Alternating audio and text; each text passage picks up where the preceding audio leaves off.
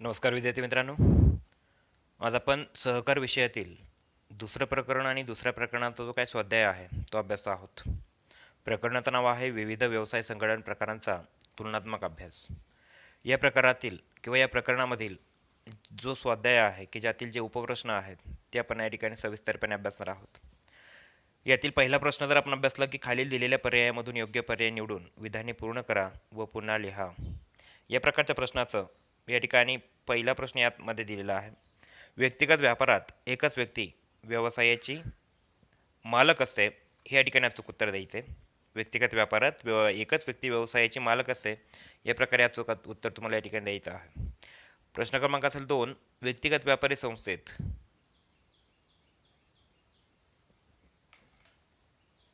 जास्तीत जास्त व्यावसायिक गुप्तता पाळली जाते.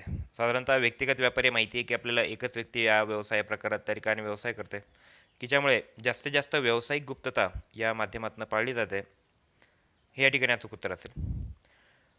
प्रश्न क्रमांक 3. व्यक्तिगत व्यापाऱ्याची जबाबदारी ही कशी असते? अमर्यादित असते. व्यक्तिगत व्यापाराची जबाबदारी कशी असते? अमर्यादित. ही बाब आपण लक्षात घ्यायची आहे. अमर्यादित जबाबदारी म्हणजे काय? की संस्थेच्या कर्जाची व इतर देणी देण्यासाठी वैयक्तिकरित्या मालकाची ही जबाबदारी असते. म्हणजे व्यक्तीच्या त्या ठिकाणी मालक हीच त्या ठिकाणी जबाबदारी मानली जाते देणी देण्यासाठी. या प्रकारच्या जबाबदारीमध्ये सभासदांची खाजगी मालमत्ता धोक्यात येऊ शकते. प्रसंगी खाजगी मालमत्ता विकून देखील या प्रकारची जी काही देणी आहेत ती या व्यक्तीला द्यावी लागतात. म्हणून अमर्यादित हा शब्द या ठिकाणी लक्षात घ्यायचा आहे. पुढील प्रश्न आहे, भागीदारी व्यवसायात कमाल 50 भागीदार असतात, हे या ठिकाणी अचूक उत्तर असणार आहे. भागीदारी व्यवसायात कमाल 50 भागीदार असतात. पुढील प्रश्न जर आपण लक्षात घेतला, महाराष्ट्र राज्यामध्ये भागीदारी संस्थेची नोंदणी ही काय आहे? या ठिकाणी महाराष्ट्र राज्यामध्ये भागीदारी संस्थेची नोंदणी ही सक्तीची आहे, या प्रकारे आपल्याला उत्तर द्यायचे. पुढील प्रश्न, भारतीय भागीदारी संस्था कायदा 1932 साली संमत झाला. भागीदारी कायदा किंवा भागीदारी संस्था कायदा 1932 साली संमत झाला, हे अचूक उत्तर असणार आहे. पुढील प्रश्न, भागीदारांनी निवडून दिलेल्या प्रतिनिधीला काय म्हणतात? तर संचालक म्हणतात, हे या ठिकाणी अचूक उत्तर असेल. कारण संचालक हे काय असतात? भागीदार सभासदांचे प्रतिनिधी म्हणून ओळखले जाणारे असतात, आणि म्हणून भागीदारांनी निवडून दिलेल्या प्रतिनिधीला संचालक म्हणतात. या प्रकारचं उत्तर तुम्हाला द्यायचं आहे. पुढील प्रश्न असेल, कंपनी कायदा 2013 साली संमत झाला, हे या ठिकाणी अचूक उत्तर असणार आहे. पुढील प्रश्न असणार आहे, संयुक्त भांडवली संस्थेची नोंदणी ही सक्तीची असते, या प्रकारचं उत्तर तुम्हाला द्यायचे. पुढचा जर प्रश्न अभ्यासला की सहकारी संस्थेच्या स्थापनेसाठी किमान 10 सभासदांची आवश्यकता असते, म्हणजे किमान 10 व्यक्ती एकत्र येऊन या सहकारी संस्था स्थापन करू शकतात. या पद्धतीने सहकारी संस्थेच्या स्थापनेसाठी किमान 10 सभासदांची आवश्यकता असते, हे या ठिकाणी अचूक उत्तर असतील. तर या प्रकारे प्रश्न क्रमांक 1 मधील अ या प्रकारचा उपप्रश्न आपण अभ्यासला. ब या ठिकाणी उपप्रश्न आपण अभ्यासतो आहोत, योग्य जोड्या जुळवा. यातील पहिला जर आपण पर्याय बघितला, पहिला जर प्रश्न बघितला की व्यक्तिगत व्यापारी संस्था, व्यक्तिगत व्यापारी संस्था की ज्यामध्ये जास्तीत जास्त व्यावसायिक गुप्तता पाळली जाते, म्हणून 9 क्रमांक जो आहे, 9 नंबरचा जो पर्याय आहे ही त्यासाठी अचूक उत्तर असणार आहे. नंबर 2, भागीदारी संस्थेची किमान सभासद संख्या. भागीदारी संस्थेची किमान सभासद संख्या किती असते? नेहमी 2 असते आणि जास्तीत जास्त 50 असते, म्हणून भागीदारी संस्थेची किमान सभासद संख्या 2 या प्रकारच्या उत्तरादाखल 8 नंबरचा जो पर्याय आहे तो आपण या ठिकाणी उत्तरादाखल लक्षात घ्यायचे. नंबर क असेल, संयुक्त भांडवली संस्था कायदा. संयुक्त भांडवली संस्था कायदा की संयुक्त भांडवली संस्थेलाच तुम्ही कंपनी म्हणून लक्षात घेता, संयुक्त भांडवली संस्थेलाच प्रमंडळ म्हणून देखील लक्षात घेतला होता. मग संयुक्त भांडवली संस्था कायदा 2013 हे त्या ठिकाणी अचूक उत्तर असणार आहे. पुढील ड प्रश्न आहे, महाराष्ट्र सहकारी संस्था कायदा हा झाला 1960 रोजी संमत. 1960 हा महाराष्ट्र सहकारी संस्था कायदा अस्तित्वात आलेला आहे, हे त्याचा अचूक उत्तर असणार आहे. नंबर पर्याय क्रमांक 1. ई हा जो उपप्रश्न असेल, औद्योगिक क्रांती. ई की ज्यामध्ये औद्योगिक क्रांती याचं जे अचूक उत्तर असणार आहे की पर्याय क्रमांक 4 इंग्लंड. कारण औद्योगिक क्रांती ही त्या ठिकाणी इंग्लंडमध्ये त्या ठिकाणी झालेली आहे, हे आपण अभ्यासलेलं आहे. मग औद्योगिक क्रांती जर इंग्लंडमध्ये झालेली असेल तर निश्चितपणे औद्योगिक क्रांती ही साधारणतः 1760 मध्ये त्या ठिकाणी झाली आणि इंग्लंडमधील इसवी सन 1760च्या औद्योगिक क्रांतीनंतर यंत्राच्या सहाय्याने मोठ्या प्रमाणावरती मागणीपूर्व उत्पादन होऊ लागलं आणि देशी व विदेशी बाजारपेठांचा विस्तार झाला. हे या ठिकाणी आपण लक्षात घ्यायचे आणि म्हणूनसाठी औद्योगिक क्रांती या प्रकारच्या प्रश्नाकरिता पर्याय क्रमांक 4 हा या ठिकाणी अचूक पर्याय म्हणून त्या ठिकाणी उत्तर दाखल आपल्याला लिहायचं आहे. तर या पद्धतीने ब प्रकारचा जो काय उपप्रश्न आहे योग्य जोड्या जुळवा तो आपण या ठिकाणी लक्षात घेतला. क उपप्रश्न की खालील विधानांसाठी एक शब्दसमूह लिहा. मग आता या ठिकाणी पहिलं विधान काय दिलं आहे की एक पात्री प्रयोगासारखा व्यवसाय संघटन प्रकार की ज्याला आपण व्यक्तिगत व्यापारी संस्था किंवा एकल व्यापारी संस्था म्हणून लक्षात घेता हे त्याचं उत्तर असेल. नंबर 2 सन 2013च्या कायद्याने केलेली कृत्रिम व्यक्ती. 2013च्या कायद्याने निर्माण केलेली कृत्रिम व्यक्ती की जिला आपण प्रमंडळ म्हणून लक्षात घेता कंपनी किंवा संयुक्त भांडवली संस्था या प्रकारची संस्था 2013च्या कायद्याने काय ठिकाणी निर्माण केली गेली आणि कृत्रिम व्यक्ती म्हटलं गेलं. कृत्रिम व्यक्ती याचा अर्थ काय की कायद्याने तयार केलेली व्यवसाय संस्था कायद्याने तयार केलेला व्यवसाय की ज्याला कंपनी प्रमंडळ किंवा संयुक्त भांडवली संस्था म्हणून ओळखला जातं. नंबर 3 असेल स्वयंरोजगारासाठी लोकप्रिय व्यवसाय संघटन प्रकार. आता स्वयंरोजगारासाठी लोकप्रिय व्यवसाय संघटन प्रकार की ज्याला देखील आपण व्यक्तिगत व्यापारी संस्था म्हणून ओळखतो.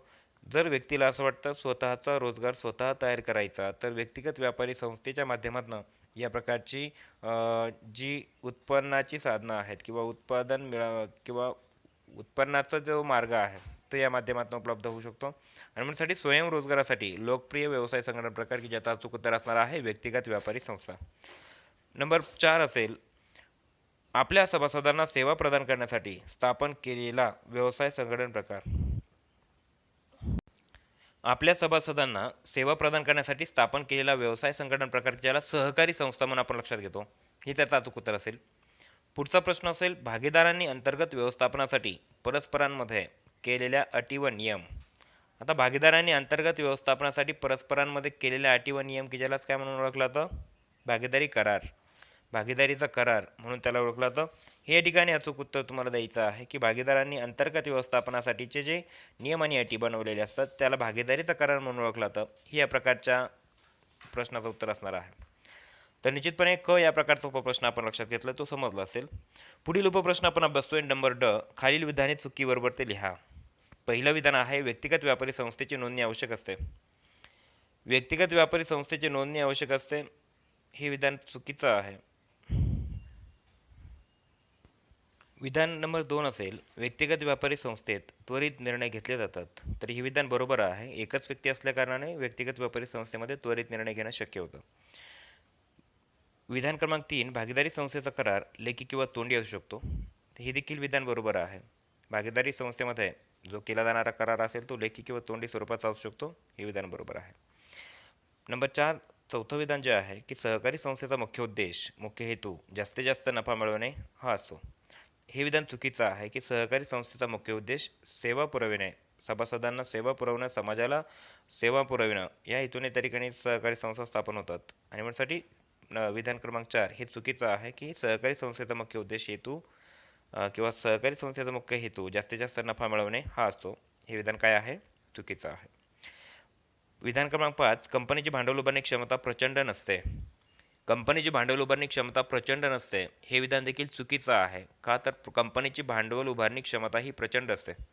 का तर अनेक ठिकाणी अनेक भागधारकांकडून भागांची त्यांना विक्री केली जाते. अनेक भागधारकांकडून भांडवलाची उभारणी केली जाते. त्यामुळे मोठ्या प्रमाणामध्ये भांडवल कंपनी उभारू शकते आणि म्हणूनसाठी कंपनीची भांडवल उभारणी क्षमता ही प्रचंड असते हे विधान असलं पाहिजे होतं. परंतु कंपनीची भांडवल उभारणी क्षमता ही प्रचंड नसते हे विधान काय आहे चुकीचं आहे. हे आपण लक्षात घ्यायचे. पुढील विधान असणार आहे की औद्योगिक क्रांतीनंतर कंपनी संघटन प्रकार उदयास आला. औद्योगिक क्रांतीनंतर कंपनी संघटन प्रकार उदयास आला ही देखील आपल्याला गोष्ट लक्षात घ्यायची आहे.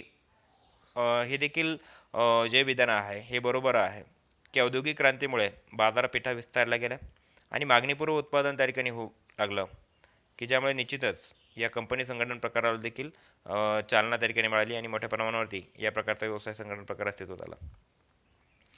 7 नंबरचं विधान आहे की संयुक्त भांडवली संस्थेला अल्पकाळ टिकणारे अस्तित्व असते. संयुक्त भांडवली संस्था म्हणजे कंपनी. कंपनीला चिरकाल टिकणारं अस्तित्व आहे. अनेक वर्ष, अनेक दीर्घ कालावधीपर्यंत या प्रकारच्या संस्था कार्यरत असतात, म्हणून अल्पकाळ टिकणारे अस्तित्व असते. हे विधान चुकीचं आहे. या पद्धतीने खालील विधाने चुकीबरोबर ते लिहा. या प्रकारचा ड काय जो उपप्रश्न आहे तो आपण अभ्यासला. पुढील उपप्रश्न ई, खालील विधाने पूर्ण करा. त्यातील पहिलं विधान आहे व्यक्तिगत व्यापाऱ्याची जबाबदारी ही कशी असते? अमर्यादित असते. दुसरं विधान आहे भागधारकांनी निवडून दिलेल्या प्रतिनिधीला संचालक म्हणतात. हे विधान असणार आहे. तिसरं विधान आहे सहकारी संस्थेच्या स्थापनेसाठी किमान 10 सभासदांची आवश्यकता असते. हे देखील विधान आपल्याला अचूक लिहायचे. चौथं विधान असेल भागीदारी संस्था कायदा 1932 साली संमत झाला. हे या ठिकाणी अचूक विधान असणार आहे. आणि नंबर 5 क्रमांकाचं विधान की ज्यामध्ये संयुक्त भांडवली संस्थेची नोंदणी ही काय असते? सक्तीची असते. या प्रकारे आपल्याला ई प्रकारचा उपप्रश्न अभ्यासायचा होता, तो आपण अभ्यासला. पुढील उपप्रश्न फ, अचूक पर्याय निवडा. की ज्यामध्ये व्यक्तिगत व्यापारी संस्था की ज्याचा अचूक पर्याय असेल की एकच व्यक्ती. व्यक्तिगत व्यापारी संस्थेमध्ये एकच व्यक्ती या ठिकाणी कार्य करते आणि म्हणून एकच व्यक्तीकडनं व्यवसाय केला जातो, म्हणून एक व्यक्तिगत व्यापारी संस्था की ज्यासमोरचं आपल्याला अचूक पर्याय निवडायचा आहे एकच व्यक्ती.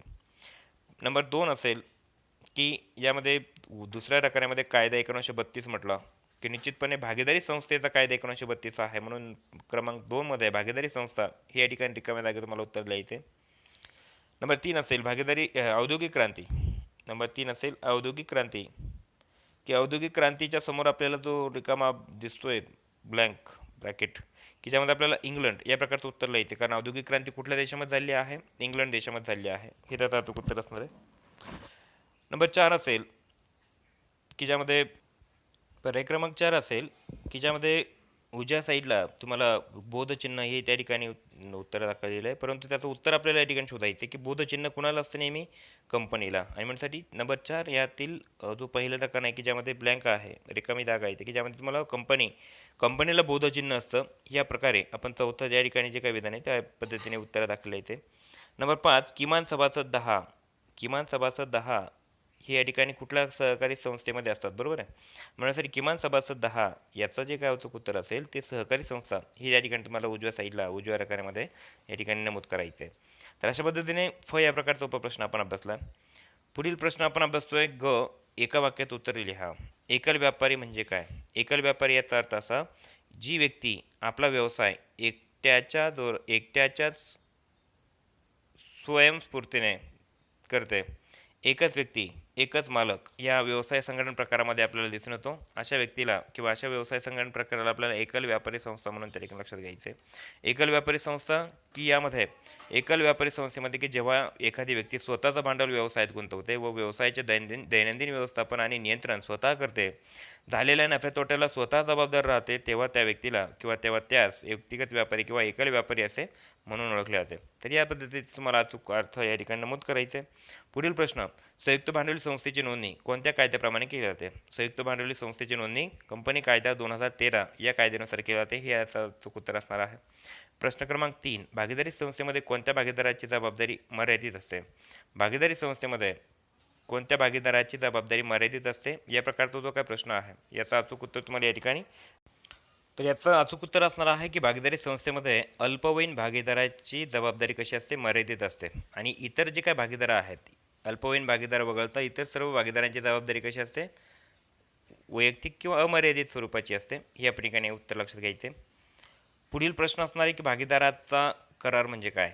भागीदारीचा करार म्हणजे काय? आता भागीदारीचा करार हा जो आहे की हा लेखी किंवा तोंडी स्वरूपाचा असू शकतो की ज्याला भागीदारीचा करार म्हणून ओळखला जातं. की भागीदारी व्यवस्थापन किंवा भागीदारी व्यवसायाचे अंतर्गत व्यवस्थापनाचे अटी व नियम ज्या करारामध्ये नमूद असतात त्यालाच म्हणायचं भागीदारीचा करार. ठीक आहे. पुढील प्रश्न असणार आहे की स्वयंरोजगारासाठी कोणता व्यावसायिक संघटन प्रकार लोकप्रिय आहे? स्वयंरोजगारासाठी एकल व्यापारी की ज्यालाच व्यक्तिगत व्यापारी संस्था म्हणून ओळखला जातं, हा व्यवसाय प्रकार स्वयंरोजगारासाठी लोकप्रिय म्हणून ओळखला जातो. हे त्याचं उत्तर असणार आहे. पुढील प्रश्न की मर्यादित जबाबदारी म्हणजे काय? आता मर्यादित जबाबदारी याचा अर्थ असा की सभासदांची जबाबदारी त्याने खरेदी केलेल्या भागांच्या दर्शनी मूल्या इतकी मर्यादित असते. आणि मर्यादित जबाबदारीमध्ये सभासदांची खाजगी मालमत्ता धोक्यात येत नाही, अशा जबाबदारीला मर्यादित जबाबदारी म्हणून लक्षात घ्यायचं आहे. तर या पद्धतीने प्रश्न क्रमांक ग, की जो एका वाक्यात उत्तरे लिहा, या प्रकारचा होता, की याची उत्तर तुम्हाला या पद्धतीने द्यायची आहेत. पुढील उपप्रश्न आहे खालील वाक्यातील अधोरेखित शब्द दुरुस्त करून वाक्य पुन्हा लिहा. त्यातील पहिलं विधान आहे की व्यक्तिगत व्यापारी संस्थेमध्ये किमान व्यावसायिक गुप्तता राखली जाते. किमान म्हणण्यापेक्षा कमाल व्यावसायिक गुप्तता राखली जाते, हे या ठिकाणी उत्तर चूक असणार आहे. की व्यक्तिगत व्यापारी संस्थेमध्ये किमान ऐवजी कमाल व्यावसायिक गुप्तता राखली जाते, हे या ठिकाणी उत्तर तुम्हाला यामध्ये विधान पूर्ण करायचे या उत्तराने. ठीक आहे. विधान क्रमांक 2 असेल की भागीदारी संस्थेची नोंदणी भागीदारी कायदा 1956 नुसार केली जाते. तर भागीदारी संस्थेची नोंदणी भारतीय भागीदारी कायदा 1932 नुसार केली जाते, हे या ठिकाणी अचूक उत्तर असणार आहे. की 1956 हे या ठिकाणी चुकीचं विधान किंवा चुकीचा शब्द या ठिकाणी वापरण्यात आलेला आहे. तिसरं विधान आहे कंपनी कायदा 2013 प्रमाणे कंपनीमध्ये कमाल सभासद संख्या ही कशी असते, मर्यादित असते. कंपनी कायदा 2013 मध्ये किंवा 13 प्रमाणे कंपनीमध्ये कमाल सभासद संख्या कशी असते, मर्यादित असते. हे जे काही विधान दिलेलं आहे याचं अचूक उत्तर आपण या ठिकाणी लक्षात घ्यायचं आहे. म्हणजे कंपनी कायदा 2013 प्रमाणे कंपनीमध्ये कमाल सभासद संख्या ही अमर्यादित असते, ही आपण लक्षात घ्यायची आहे. साधारणतः कंपनी कायदा 2013 प्रमाणे खाजगी कंपनी जर असेल तर किमान सभासद संख्या ही 2 असते आणि जास्तीत जास्त सभासद संख्या खाजगी कंपनीमध्ये 200 असू शकते. आणि मात्र सार्वजनिक कंपनीमध्ये देखील कायद्याप्रमाणे सभासद संख्या ही 7 आणि कमाल सभासद संख्या कशी असते, अमर्यादित असते. जास्तीत जास्त सभासद संख्या ही अमर्यादित असते, हे आपण लक्षात ठेवायचे. पुढील विधान आहे की सहकारी संस्थेची नोंदणी 1932च्या कायद्यानुसार केली जाते. तर सहकारी संस्थेची नोंदणी ही सहकार कायदा 1904 प्रमाणे त्या ठिकाणी केली जाते, हे या ठिकाणी अचूक उत्तर आपल्याला द्यायचं आहे. पुढील उपप्रश्न आहे गटात न बसणारा शब्द शोधा. आता गटात न बसणारा शब्द शोधा की ज्यामध्ये व्यक्तिगत व्यापारी संस्था, भागीदारी संस्था, सहकारी संस्था आणि संयुक्त भांडवली संस्था या 4 पर्यायांपैकी आपल्याला सहकारी संस्था हा जो काय गटात न बसणारा शब्द आहे तो आपण लक्षात घ्यायचा आहे. कारण व्यक्तिगत व्यापारी संस्था, भागीदारी संस्था, संयुक्त भांडवली संस्था यांचा जर आपण मुख्य उद्देश बघितला तर तो नफा मिळवणं हा आहे. मात्र सहकारी संस्थेचा उद्देश नफा न मिळवता सेवा पुरवणं, सेवा देणं या प्रकारचा आहे. म्हणून सहकारी संस्था यातनं हा वेगळा शब्द आपण निवडतो आहोत, गटात न बसणारा शब्द म्हणून आपण ओळखतो आहोत. त्यातील उदाहरण नंबर 2 असेल प्रश्न क्रमांक 2 1932चा कायदा, 1960चा कायदा, 2013चा कायदा आणि 1950चा कायदा. तर यातील 1950चा कायदा हा त्या ठिकाणी गटात न बसणारा शब्द म्हणून आपण बाजूला काढतो आहोत. कारण 1932 कायदा भागीदारी संस्था, 1960 कायदा भारतीय सहकारी महाराष्ट्र सहकारी संस्था कायदा आणि 2013चा कायदा जर म्हटलं तर कंपनी कायदा 2013 किंवा संयुक्त भांडवल संस्था कायदा 2013 या प्रकारे आपल्याला सर्व मिळते जुळते जे काही उत्तर आहे ते लक्षात घ्यायचे. मात्र 1950चा जो काय कायदा आहे तो आपण या ठिकाणी गटात न बसणारा शब्द म्हणून बाजूला काढतो आहोत. पुढील उपप्रश्न आहे की योग्य क्रम लावा. आता योग्य क्रम लावा यामध्ये जर आपण बघितलं कंपनी कायदा हा कधीचा असणार आहे, कंपनी कायदा आहे 2013 मध्ये. महाराष्ट्र सहकार कायदा जर म्हटलं 1960 आणि भागीदारी संस्था कायदा जर म्हटलं तर 1932. तर निश्चितपणे एक भागीदारी संस्था कायदा, महाराष्ट्र सहकार कायदा आणि कंपनी कायदा याप्रमाणे तुम्हाला योग्य क्रम लावण्याची आवश्यकता आहे. योग्य क्रम या पद्धतीने तुम्हाला लावायचा आहे. पुढील आता या पद्धतीने सर्व प्रश्न क्रमांक 1 यातील सर्व जे काही उपप्रश्न आहेत ते आपण अभ्यासलेले आहेत. आता प्रश्न क्रमांक 2 की खालील संज्ञा स्पष्ट करा. त्यातील व्यवसाय, व्यक्तिगत व्यापारी, भागीदारी संस्था, भागीदारीचा करार, संयुक्त भांडवली संस्था या संदर्भात तुम्हाला काय करायचं आहे, तुमच्या वहीमधील ज्या काही नोट्स आहेत की ज्या माध्यमातून या प्रश्नांची उत्तरं शोधून आपल्या वहीमध्ये या ठिकाणी स्वाध्याय दाखल लिहायचे आहेत. ठीक आहे. पुढील प्रश्न क्रमांक 3 स्वमत लिहा की ज्यामध्ये उपाययोजनांवरती आधारित प्रश्न आहेत. की साधारणतः व्यक्तिगत व्यवसाय संघटन प्रकारातील कोणता व्यवसाय संघटन प्रकार आपण व्यवसायासाठी निवडाल याबाबत आपले मत व्यक्त करा, या प्रकारचा प्रश्न असू शकेल. याही प्रकारे आपण तुमचं स्वतःचं मत व्यक्त करायचं आहे. की भागीदारीचा करार हा भागीदारी संस्थेचा पाया असतो, आपले मत या संदर्भात व्यक्त करायचे. की भागीदारी करार हा लेखी असू शकतो, तोंडी असू शकतो, मग हा जो करार आहे हा भागीदारी संस्थेचा पाया कसा असू शकतो या संदर्भात आपलं स्वमत तुम्हाला व्यक्त करायचं आहे. पुढील प्रश्न की ज्यामध्ये स्वयंरोजगारासाठी व्यक्तिगत व्यवसाय संघटन प्रकार सर्वोत्तम आहे तो कशा प्रकारे, हेच आपण या ठिकाणी आपलं स्वतःच्या मताद्वारे लक्षात आणून घ्यायचं आहे किंवा त्याबद्दल आपल्याला मत जे आहे ते व्यक्त करायचं आहे. प्रश्न क्रमांक 4 असेल फरक स्पष्ट करा. की व्यक्तिगत व्यापारी संस्था आणि सहकारी संस्था, भागीदारी संस्था आणि सहकारी संस्था, संयुक्त भांडवली संस्था आणि सहकारी संस्था या वेगवेगळ्या पद्धतीने तुम्हाला फरक काय करायचा आहे, स्पष्ट करायचा आहे विविध मुद्द्यांच्या आधारे. ठीक आहे. प्रश्न क्रमांक 5 की टिपा लिहा. व्यवसाय संघटनांचे प्रकार, की ज्यामध्ये आपल्याला माहिती की अनेक व्यवसाय संघटनांचे प्रकार आहेत, जसं भागीदारी संस्था, व्यक्तिगत व्यापारी संस्था, संयुक्त भांडवली संस्था या माध्यमातून तुम्हाला उत्तरं द्यायची आहेत. सोबतच व्यक्तिगत व्यापारी संस्थेची वैशिष्ट्ये आहेत, भागीदारी संस्थेची वैशिष्ट्ये किंवा संयुक्त भांडवली संस्थेची वैशिष्ट्ये याही प्रकारचे प्रश्न की ज्याची उत्तर तुम्हाला वहीमध्ये. पुढील प्रश्न आहे प्रश्न क्रमांक 6, कारणे द्या. त्यातील पहिला प्रश्न आपण अभ्यासतो की व्यक्तिगत व्यापारी संस्थेत त्वरित निर्णय घेतले जातात.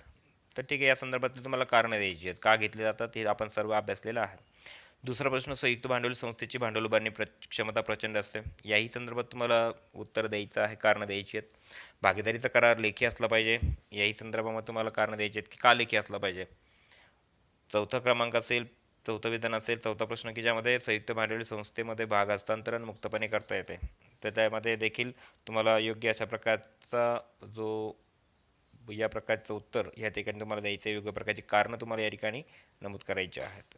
व्यक्तिगत व्यापारी संस्था संघटन प्रकार स्वयंरोजगारासाठी लोकप्रिय असतो, तो कशा प्रकारे आणि त्याची काय कारणं आहेत हे देखील आपण यामध्ये उत्तरं दाखल लिहायची आहेत. पुढील प्रश्न क्रमांक 7, खालील प्रश्नांची थोडक्यात उत्तरे लिहा की व्यक्तिगत व्यापारी संस्थेची वैशिष्ट्ये स्पष्ट करा, भागीदारी संस्थेची वैशिष्ट्ये स्पष्ट करा, संयुक्त भांडवली संस्थेची वैशिष्ट्ये स्पष्ट करा किंवा व्यवसाय संघटनेचे प्रकार स्पष्ट करा. या प्रकारची उत्तरं तुम्हाला तुमच्या वहीमध्ये लिहायची आहेत. थोडक्यामध्ये या प्रकारची उत्तरं तुम्हाला विचारली त्याप्रमाणे उत्तरं द्यायची आहेत. आणि प्रश्न क्रमांक 8 की दीर्घोत्तरी प्रश्न की ज्यामध्ये व्यक्तिगत व्यापारी संस्थेची व्याख्या सांगून व्यक्तिगत व्यापारी संस्थेची वैशिष्ट्ये स्पष्ट करा. आता दीर्घोत्तरी प्रश्न जर म्हटलं तर याची उत्तरं तुम्हाला मोठ्या प्रमाणामध्ये म्हणजे जास्त प्रमाणामध्ये त्यामध्ये लिहायची आहेत. दीर्घोत्तरी याचा अर्थ काय की दीर्घ स्वरूपातील तुम्हाला उत्तरं त्यामध्ये नमूद करायची आहेत. व्यक्तिगत व्यापारी संस्थेची व्याख्या तुम्हाला द्यायची आहे, व्यक्तिगत व्यापारी संस्थेची वैशिष्ट्ये देखील तुम्हाला स्पष्ट करायची आहेत. मग हे करत असताना सर्वात सुरुवातीला प्रस्तावना असेल, नंतर अर्थ असेल, व्याख्या असेल आणि वैशिष्ट्ये, एक मुद्द्यानिशी तुम्हाला वैशिष्ट्ये त्यामध्ये नमूद करायची आहेत. तर या पद्धतीने या प्रकारचा दीर्घोत्तरी प्रश्न तुम्हाला काय करायचा आहे, लिहायचा आहे तुमच्या वहीमध्ये. दुसरा प्रश्न, भागीदारी संस्थेची व्याख्या सांगून भागीदारी संस्थेची वैशिष्ट्ये स्पष्ट करा. याही मध्ये आपल्याला प्रश्नाचं उत्तर लिहिताना प्रस्तावना, अर्थ, व्याख्या आणि भागीदारी संस्थेची वैशिष्ट्ये या प्रकारच्या क्रमाने या प्रकारचा प्रश्न सॉल्व्ह करायचा आहे, उत्तर द्यायचं. प्रश्न क्रमांक 3 असेल यामध्ये की संयुक्त भांडवली संस्थेची व्याख्या सांगून संयुक्त भांडवली संस्थेची वैशिष्ट्ये स्पष्ट करा. तर या प्रकारच्या प्रश्नामध्ये देखील आपल्याला संयुक्त भांडवली संस्थेच्या संदर्भातील जी प्रस्तावना आहे, अर्थ असेल, व्याख्या असेल आणि नंतर वैशिष्ट्ये ही तुम्हाला मुद्द्यानिशी या ठिकाणी लिहायची आहेत. म्हणजे दीर्घोत्तरीचा अर्थ असा की दीर्घ स्वरूपामध्ये तुम्हाला उत्तरं त्या ठिकाणी अपेक्षित आहे तुमच्याकडून, की ज्यासाठी तुम्हाला मार्क देखील त्या पद्धतीने जास्तीची दिलेली असतात. आणि या हेतूने आपल्याला या प्रकारचं जे काय दुसरं प्रकरण आहे त्याचा जो प्रकरण 2 याचा जो काय स्वाध्याय आहे तो आपण या ठिकाणी अभ्यासला आहे, की या माध्यमातून आपल्या प्रश्नांची जी काय उत्तरं आहेत किंवा प्रकरण क्रमांक 2 हे अधिक समजायला आपल्याला या माध्यमातून मदत होईल. या अनुषंगाने आपण या स्वाध्यायाला या ठिकाणी अभ्यासलेला आहे. निश्चितच सर्व विद्यार्थ्यांच्या ज्या शंका निरसन या माध्यमातून झाल्या असेल आणि या स्वाध्यायाच्या माध्यमातून प्रकरण देखील चांगल्या पद्धतीने समजलं असेल अशी अपेक्षा आहे. आणि आपण या ठिकाणी थांबतो आहोत. धन्यवाद.